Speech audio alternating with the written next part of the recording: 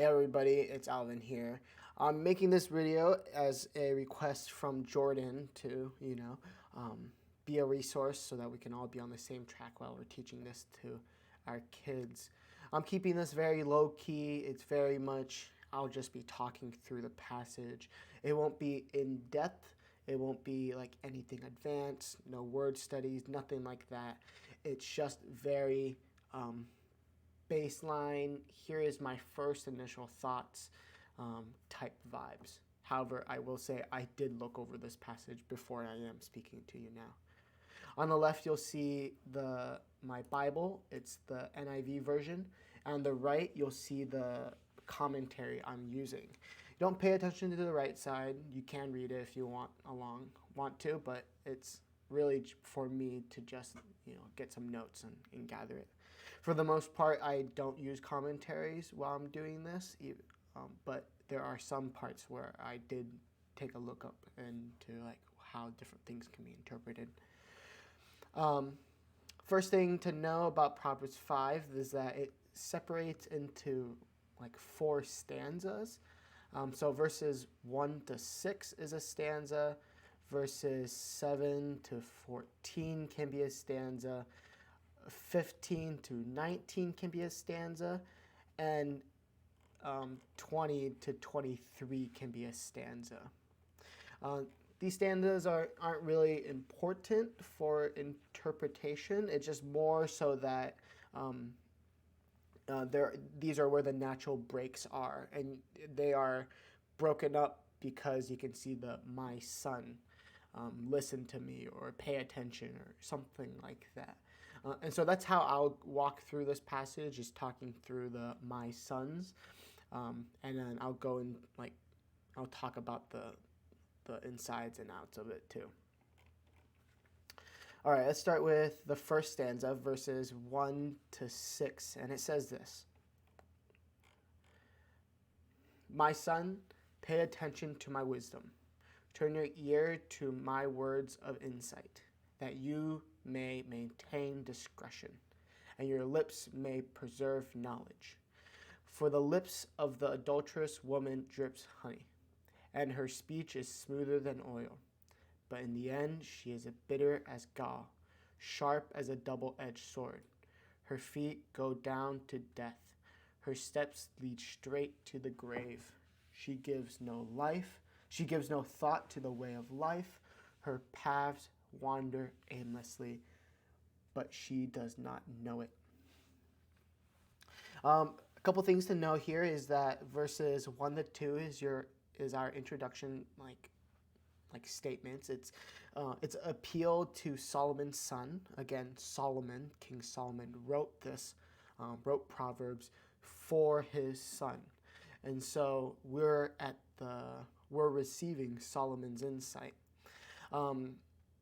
Here Solomon is saying, hey, pay attention to my wisdom, make sure you're listening to my insight, for the result that you may maintain discretion, and that your lips, right, his mouth, his words may preserve knowledge, right? This is Solomon's heart for his son.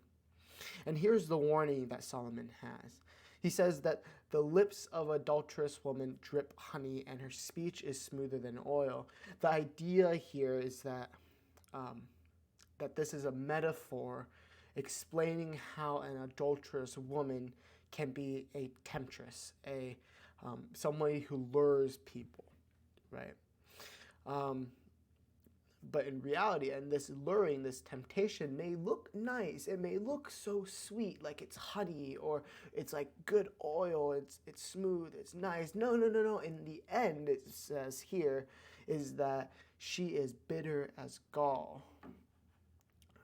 Gall here is like wormwood, a bitterness, perverted justice, or it's, honestly, I don't know what gall means. My dictionary says wormwood. It also says something bitter. It also says that it's sharp as a double-edged sword. Right? These imageries explain what an adulterous woman is like. Sharp as a double-edged sword. Think about a sword that's double-sided. Yes, it can do more damage because it's sharpened on both sides, but you swing it wrong, you can actually hit yourself and damage it. And the idea is that if you're having intercourse with an adulterous woman, you're also damaging yourself as well. Like the woman is also damaging you as well.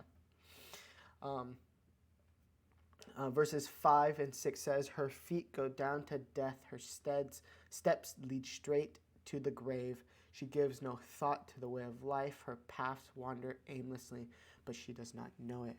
Something interesting here is that her steps go down to death. Her steps lead straight. Her feet go down to death. Her steps lead straight to the grave. The idea is that the path she is on, right, is going to kill her. It's straight to the grave, like straight shot, no cutting corners. It's going to the grave. Death is where she is headed. But the thing is, it also says this: she gives no thought to the way of life. Her paths wander aimlessly, but she does not know it. Well, her steps lead straight to the grave, but her paths wander aimlessly. It's so how could it be aimless, like wandering, or is it straight to the grave? And I'd say it's both, in that her wandering aimlessly is what is leading her straight to the grave. There are basically the same things, right? You see, in Proverbs, the idea that life is a path, a straight path, is a godly one. Let me say that again. A godly life is often described as a straight path in Proverbs.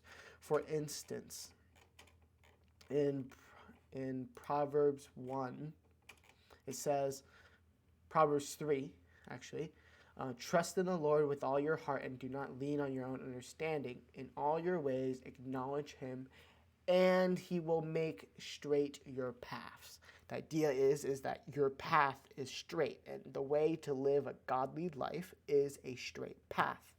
And so you don't want to turn from left to right from the straight path. However, the problem with an adulterous woman is that not only is her path straight, it's straight to death, and in the same way, her path is not straight because she's wandering aimlessly. This actually just brings up to mind the idea of how during the now that there's a war going on in Russia and Ukraine, people in the media have often talked about if Putin is a crazy person or a megalomaniac who knows exactly what he's doing. And the idea is like, how can he be crazy and like out of his mind, but also intentionally malicious and terrible as a person? Well, the idea is that they're kind of both, and they're like, it's kind of the same thing to describe an evil person. In the same way, this adulterous woman is being described as her foot go down to death, her steps lead straight to the grave. And on the other hand, she's also wandering aimlessly. She has no way of life in her. One thing to know about Proverbs 5, as we're going through discussing this, is that we have a lot of women in our youth group. And so the issue that may arise is, wait a minute, this seems like I'm being talked about as if I was the adulterous woman, and it may sound derogatory. But I want to move away from that and try to explain that this is wisdom meant for everybody. Everybody is supposed to have this wisdom. Yes, it talks about it as adulterous woman, but that's also because this is written from Solomon to his son. Of course, the only other adultery that he would come against is in a woman. But this could certainly be true if it was a daughter that he was writing to not go to an adulterous man, right? Um, and so, but the idea here is that the principle is still the same, that a woman should not um, be tempted by an adulterous man whose lips may drip honey, or his speech may be smooth. Don't want to be tempted with that, and rather you want to depart away from that. So, as a way of encouraging our girls in our youth group, make sure you emphasize the fact that this is not supposed to be sexist. This is not supposed to be gendered. It's more about supposed to be wisdom that we're learning from Solomon. Okay, verses 7 through 14 begins the next stanza, and it begins with the introduction, somewhat of an introduction statement again. It says, "Now then, my sons, listen to me. Do not turn aside from what I say." Right? And so here again, it's a appeal to his son. And so let's continue reading. Keep to a path far from her. Do not go near the door of her house, lest you lose your honor to others and your dignity to the one who is cruel. Lest strangers feast on your wealth and your toil enrich the house of another. At the end of your life you will groan. When your flesh and body are spent, you will say, quote, "How I hate discipline, how my heart spurned correction. I would not obey my teachers or turn my ears to instructors, and I was soon in serious trouble in the assembly of God's people."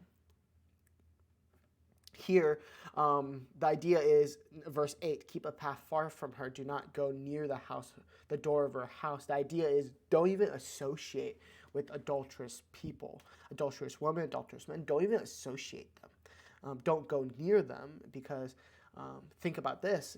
If you're spotted at the house of an adulterous woman, what are people going to think of you?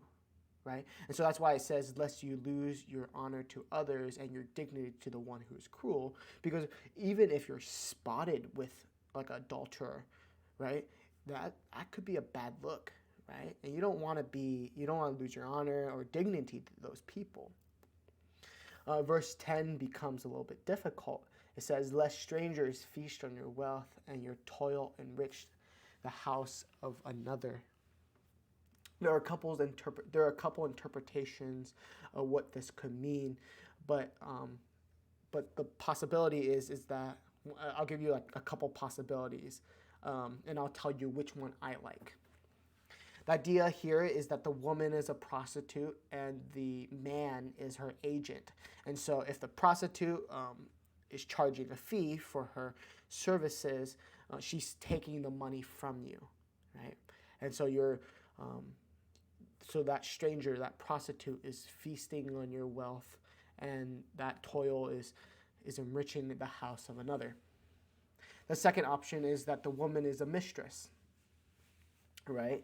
And the mistress is receiving money and profit for her access, right? Her access to her privates, her vagina or her breast, her lips, whatever it may be, is that, hey, I'll give you this and you can have this in return. It's easy access to money. The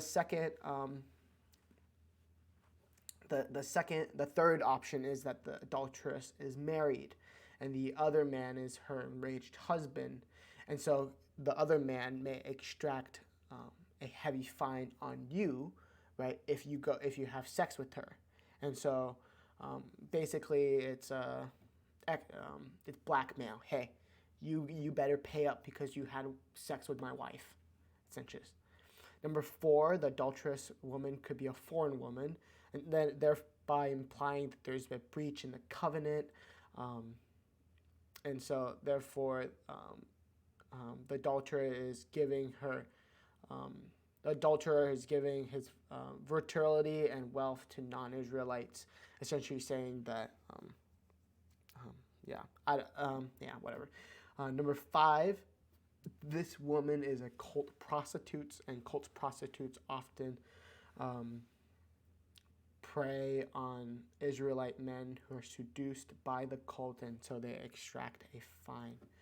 Now, I'll tell you, each one of these possibilities have merit, and none can be proven to be the sole explanation. Whatever is true is that even having sex with an adulterous person, money can be lost. There is financial ruin that comes from it. Not just the honor and dignity, right? That's pretty bad too. That's honestly, in that culture, that was the worst thing. But even you'll just lose money on it. Now, I will say that this makes sense if the adulterous woman is a woman, because this is what happened back in the day. It was the women who were the prostitutes. So how can you apply this to women? Well, the idea is that you can still lose your honor, you can still lose your dignity. That much is true for a woman on an adulterous man. But, how can that affect your wealth, affect your toil? Potentially in a couple ways. Maybe there is blackmail. Maybe there is job for performances issues. I know it's like, hey, have sex with me. If you don't have sex with me, continue to have sex with me, then you're not going to get the promotion. So something like that. Moving on, verses 11 to 14 says, at the end of your life you will groan, and when your flesh and body are spent, you will say, how I hate discipline, how my heart spurned correction. I would not obey my teachers or turn my ears to instructors, and I was soon in serious trouble in the assembly of God's people. The idea here is that you're kind of imagining yourself at the end of your life when your flesh and body are spent, essentially when you have had sex so much and that your body and flesh are spent. You will have regret, and you will say, I hated discipline, and my heart spurned correction. I would not obey my teachers or turn my instructors. And that's a sort of regret in that you're going to realize the result of your actions of having sex with an adulterous woman, adulterous man, right? Whatever this case is, a prostitute, a woman a mistress, a unmarried person, whatever the case may be, right? You're going to have regret, right? And you're going to hate yourself because you're going to realize that, verse 14 says, I was soon in serious trouble in the assembly of God's people. Right? These Israelites were living under covenant community. In other words, they were bound by God's law. They were bound by God's covenant. And through this sin, right? Through the sin, they have been unrighteous before God and in the midst of God's people. And therefore, they knew that they were in serious trouble.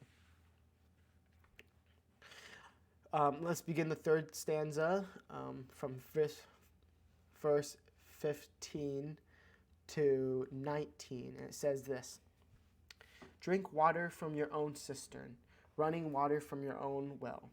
Should your offspring flow in the streets, your streams of water in public squares? Let them be yours alone, never to be shared with strangers. May your fountain be blessed, and may you rejoice with the wife of your youth. A loving doe, a graceful deer, may her breast satisfy you always. May you ever be intoxicated with her love. See, here we have some, the metaphors are not so clear. So let me explain this. Verse 15 is pretty clear on what this is. Drink water from your own cistern, running water from your own well. The cistern and well is the wife, and the idea is that you should only have sex with your own cistern, with your own well, with your own wife. You don't want anybody else's. You don't want to drink from other people's cistern or drink from other people's well. You want to drink from yours alone. Right in verse 16, it says, should your offspring overflow in the streets, your streams of water in public squares? Question mark. The implied answer is no. Right? We don't want our springs to overflow in the streets. We don't want our streams of water in public squares. This is where the interpretation comes in. This, according to this commentary, the springs that overflow in the streets or streams of water in public squares may refer to children or semen. Like, you don't want your semen overflowing the streets as if it was going out to everybody who was just out in the public. You don't want to be giving your semen out to everybody, right? Or it could be you don't want to be giving your children, your fatherless children to everybody, right? Because, when you have, not your fatherless children, but your children, you don't want to be having so much sex that your children are just filling up the public square and overflowing the streets, right? That's the idea. And so the implied answer from 16 is no. We do not want our springs to overflow in the streets. We do not want our streams of water in the public squares. Rather, we want our streams and springs to be ours alone, not to be shared by strangers.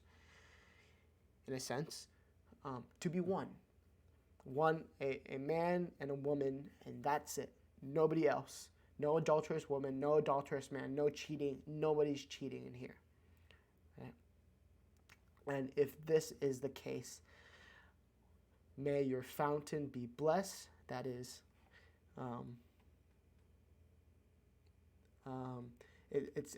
may your fountain be blessed, and you may rejoice in the wife of your youth. This may appear as the promise of many children, but this is actually a passage that emphasizes sexual pleasure of marriage and not so much as having offspring. This is because verse 19 kind of implies that it's more about the sexual pleasure instead of the children aspect. And so, while it could also mean a blessing for like multiple children, I don't think that's really taught here, actually. So I would say, may your fountain be blessed, as in may your sexual pleasures be blessed, and may you rejoice in the wife of your youth, sex. Verse 19 says, a loving deer, a graceful deer, may her breast satisfy you always, may you ever be intoxicated with her love. The idea is that, don't be tempted by other people who are not your wife, because her breasts will satisfy, her love will be intoxicating, right? You don't want anybody else, because your wife will be all that you want. You don't want another person, right? This is specifically talking about sexual joy and fulfillment.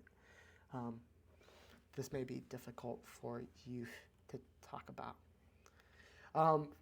The fourth stanza is verses 20 to 23. It says this, why, my son, be intoxicated with another man's wife? Why embrace the bosom of a wayward woman? Right? Again, this is saying, like, why do you want to be with another man's wife? Why do you want to embrace a person who is a stagger? Right? You embrace your own wives, right? Embrace your own wife, right? A wayward woman, it says in the NIV, is like a foreign woman, somebody who's from a foreign land. And so you don't want to embrace the bosom of a foreigner. This is specifically not just strangers, quote unquote, but more of somebody who's not even from, like, in Israel, like not even like an Israelite. And so even that had consequences, because they were not to intermarry with other people, because they were not worshiping Yahweh. Verse 21, 22, and 23 says this, for your ways are in full view of Yahweh, and he examines all your paths. The evil deeds of the wicked ensnare them. The cords of their sins hold them fast. For the lack of discipline, they will die, led astray by their own great folly. And here is the conclusion. It ties the exhortation and the conclusion together. Essentially, here is saying, look, Yahweh knows your life. He knows your paths, and you want your path to be straight. Right? You want it to be straight, not deviating from left to right, but in the way that is honoring to the Lord. Right? The evil deeds of the wicked ensnares them. The cords of their sins hold them fast. The idea is that a person's sins is actually harming themselves too. Right? The evil deeds of the wicked ensnare themselves. Right? So when you have sex with an adulterer or engage in adulterous activity, right? The idea is that you're harming yourself too, because one, God is watching, right? And they will say that, and they will die without any discipline, and they will be led astray by their great folly. They will be taken, not taken. They will be, they will be led astray by their own folly. They're gone away from the straight path of the Lord. That's Proverbs 5. It's not too in depth, I hope. It's just really explaining how it's going, how the passage is moving, and how where he's seeing the commands of Scripture. The application here is, one, to not have ungodly sex, right? That means if you're in a relationship, right, you want to wait until marriage to have sex. But even if you are in marriage, you don't want to have sex with another man or woman, right? Moreover, you want to be committed to one person.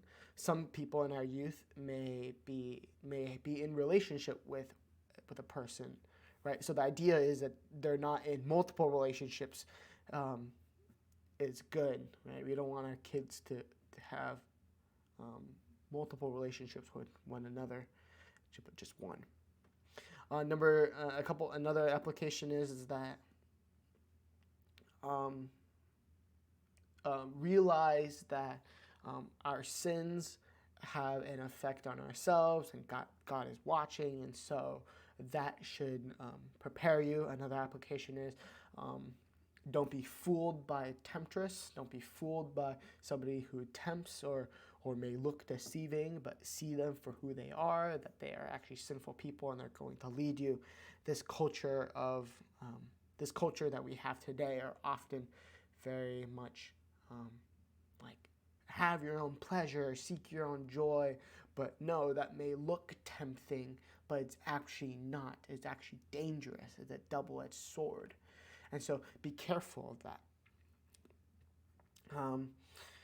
I hope you guys enjoyed this talk. This really didn't take too much time from me, and so I hope this is helpful. I'm sorry if I said things in circles or wasn't clear enough with my words. This is really off the cuff. I don't even have a script in front of me. What my software says, my Bible app, and my commentaries, that's all I see. And so I don't really have a script. Hope this is helpful. Let me know if it is, and I'll try to keep doing this when I can. See y'all.